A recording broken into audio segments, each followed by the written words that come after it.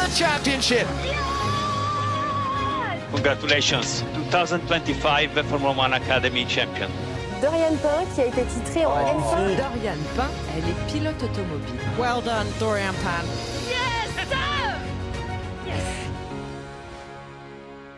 You were second last year, but now first French champion, F1 Academy. I can see the smile.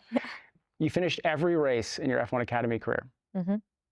And then last night I was watching the celebration. You had the whole Mercedes team, Kimi, George, Toto, Susie. You also had obviously your team, the Prema team, everyone there with you. How are you feeling now that you're 12 hours out from that experience? Still in a cloud. It's an amazing feeling. Obviously, you don't live that moment every day, and being champion is an amazing achievement. After so much work with the team and so much commitment on my side as well to perform and always to be competitive wherever I go. And yeah, I mean, it was an amazing celebration obviously yesterday with the whole team. They have been there from day one, and they are also part of the success. So I'm very glad we checked it and we won our first title together. I love check it. Like it's like this small achievement. It took a lot. Exactly. Were you able to like go out and celebrate with the team, or did you do it around yeah, the track? Mercedes bring champagne, but we just celebrate. We mainly spray it. So actually, it was okay. Are you keeping the bottle? No, actually, the team maybe. Ah, okay. Keep the trophy. Okay, that's a fair trade. Yeah. How does it feel, the French bit? As I saw the smile, I want to know.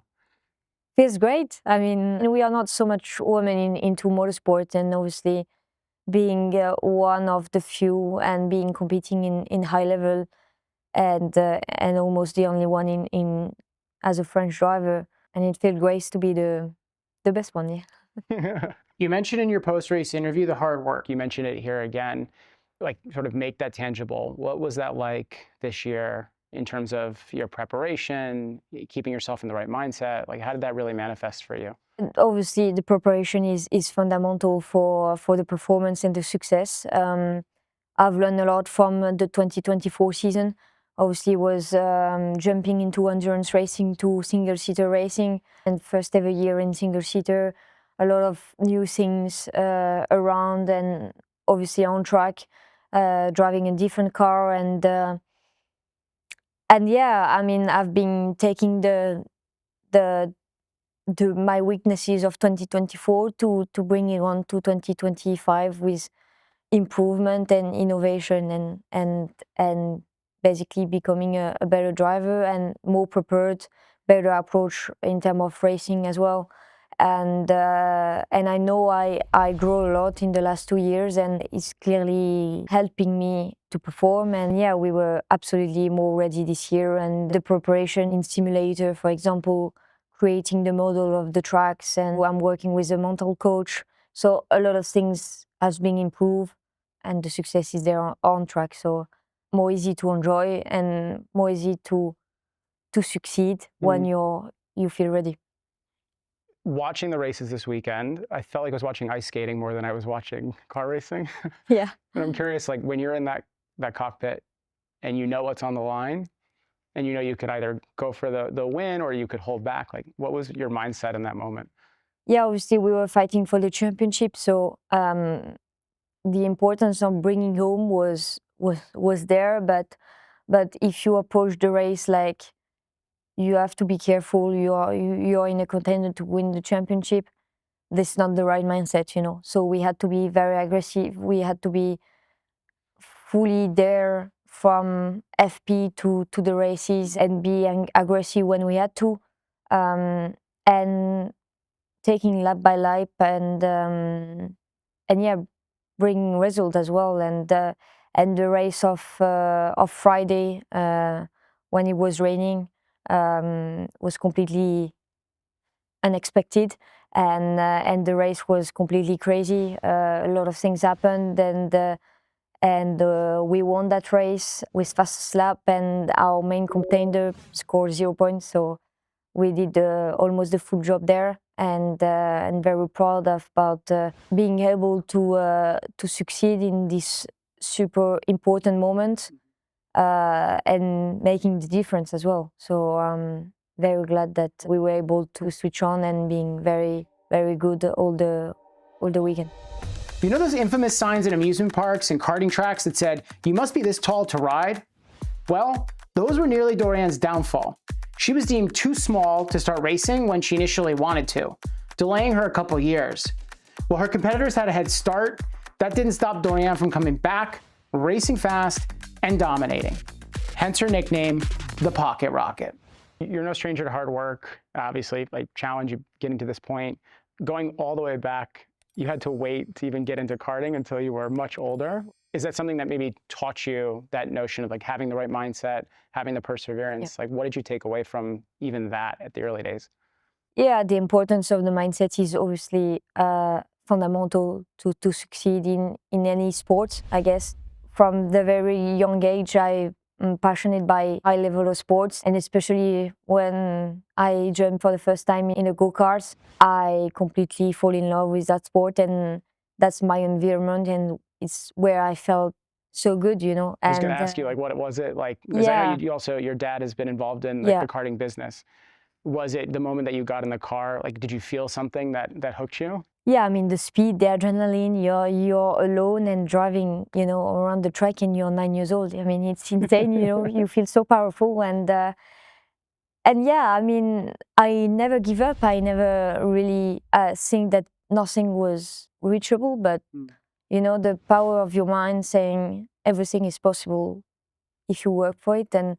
And actually, even if I face a lot of challenges, I realize that you provoke the success with your mindset and with the work behind it. So it definitely play a good role for since the beginning of my career, and then obviously I met new people, and I met the important people that changed my career and give me opportunities to race. So I'm thinking about Aaron Dames, also the project, and obviously Mercedes and Prema. They have been there from the day I met them, and without them, I'm not here today. So I wanted to ask you about, like, in 2018, you put the karting on pause to then come back in 2019 to win the French championship, and it was a bit of a gamble, which is ironic that we're sitting in Vegas talking about gambles. But the result of that is you ended up with the backing that you had, right? Iron Dames, Mercedes, Prema, all these teams behind you. You're in F1 Academy. Is that vindication for that gamble, that risk? Like, how does it feel, like, truly in words, to have those amazing names supporting you? 2019 was a very hard year. Obviously, we had to choose one race to perform and to try to gain to win the title, and then hopefully having some doors open after that. And you know, when you don't have choice to perform, and when you know that it's maybe your last chance, everything is different. And at that moment, if we wouldn't have won the championship, the French championship, I think my career was over. So so clearly it was a good success, and then obviously starting to realize that people are interested about being involved in my career and seeing something in me. So it's absolutely amazing, and I'm very grateful for all of this. You've then had the privilege to go on to endurance racing and other series. Do you think that sets you up better than some of your peers who were out on the track with you last night, having all those different experiences? Definitely. All my years in endurance have been very powerful for my career and very helpful. Obviously, in endurance is another approach of racing, but you learn how to work as a team with a lot of people around it, and also the intelligence of racing, because endurance is not all about performance, but it's also about the approach of racing, how to be smart, where to use the tires, and when to keep it for us, and fuel saving and everything. There's a lot of parameters, but it brings me maturity in my driving and me as a person, and definitely very helpful for especially this weekend, when you know when something is going on, when you're playing something big, you have your moment of reference, and you keep that in mind, and you use those to to then perform on track. Yeah. When you became part of the Mercedes Junior program, what was it like, talking about the learning bit, stepping into a room with Kimi, with George, Lewis at the time, Toto, Susie, like all these people that are in that sphere? What did you take away from that experience? Maybe someone's advice? It's amazing to be part of this amazing family. I mean, they have been so successful in F1, but also in junior categories to bring drivers to the top and to Formula One. So definitely very grateful about the people that come to me on the racetrack as well, because there was always someone with me. So I always have some tips and advices all the weekend, and it feels good to have support of someone that is experienced. And also racing next to Formula One, obviously chatting with F1 drivers, the best of the world, obviously, and having their advice before the race weekend is very helpful, and especially where we didn't race before, like Montreal or Vegas, we have to be quick and adapt quickly. So we always have a bit of time together, especially this year with George. He has been very involved and there all the time when I ask it, and actually we go through an onboard video, and then we go corner by corner and with advices, references, the approach of the corner, the characteristics of the track. So very very helpful, obviously, and also advices that I had, obviously, was when I met Lewis Hamilton. He always take notes of everything and learn from what he learned every day, and he's still doing it in F1 today. And I'm actually having a journal as well. So I was about writing, to ask you what you've been doing. Yeah, so that's what it is. Writing every session, what I'm doing, how the car balances, how I learn, how is the setup change, and what it affects in the car. And it's so good to have this journal. I've been writing down for so many years now, so I have a lot of memories, and it's very helpful for the success here. In 2024, you broke your ribs. Yeah. When that happens, because you have a very physical job, yeah, right? Like, how do you wake up the next day and move forward from something like that and get back in the car? Injuries is part of our career. I mean, you cannot have a full career being very good and in shape, and it happened, and was my first ever injury in my racing career. And you also learn a lot about it, because you know the importance of your body. You know how important it is to be in the right window of performance, physically, mentally, and everything around. And yeah, I was very unfortunate.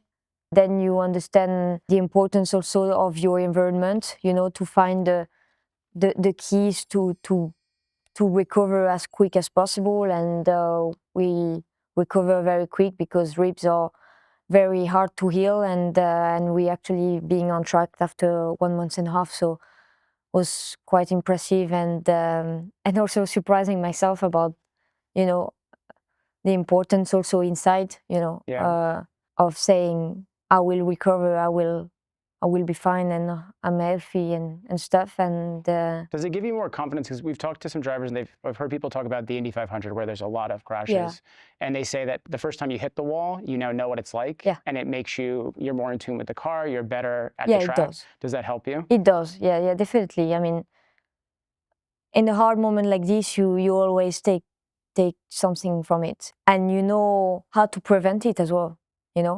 I heard you talking again last night about how last year was about learning. Obviously, this year you won the championship. What does this season mean now as a springboard for you into what's next? It's mean a lot, obviously, being champion, because that was the deal. Definitely for the future, we had to win this championship to move forward, and now we can definitely start the discussion for what is next. We don't have a clear answer yet, because there is a lot of going on, and obviously now we checked it. So we will decide what is best to have a long career and a successful one. Maybe then on that point, it's a 2-year limit in F1 Academy right now. It's getting to a point where it'll be 3. But for young women who are coming up into the championship, what would be the advice that you would give them now that you've taken it all home? Yeah, it's a beautiful opportunity to be part of F1 Academy. You have so much opportunities off track, but also on track. You have to take every opportunity like a gift and work super hard to bring home some good result. But thinking about you and focusing on yourself mainly. Because there is a lot of going on, and you can be easily distracted. So you really have to trust yourself and work on yourself to arrive in that championship and be fully ready. To close it out, when you were 5 or 6, you had to wait to clear the bar. You have this pocket rocket nickname, right? And then there was always that get to the right size and be able to do this. Clearly, you've taken every challenge head on and pushed through it, and you've raised the bar every time. Now that you're moving on, like, what do you want 2026 to look like for you? What is that next chapter going to become? Success. That's the word. I mean, I want to reach my ultimate goal one day. So it may be gonna take long, but still young, and I want to succeed in motorsport. I want to push boundaries. I want to take all the opportunities that I will have ahead to perform and hopefully reach Formula One. That is my ultimate goal. Yeah. So you'll say, George, thanks for the advice on the turns in Las Vegas, but you're getting second place. Yeah. See you in F1 one day. Yeah. Awesome. Thank you so much. This Thank was great. you. Thanks for your time.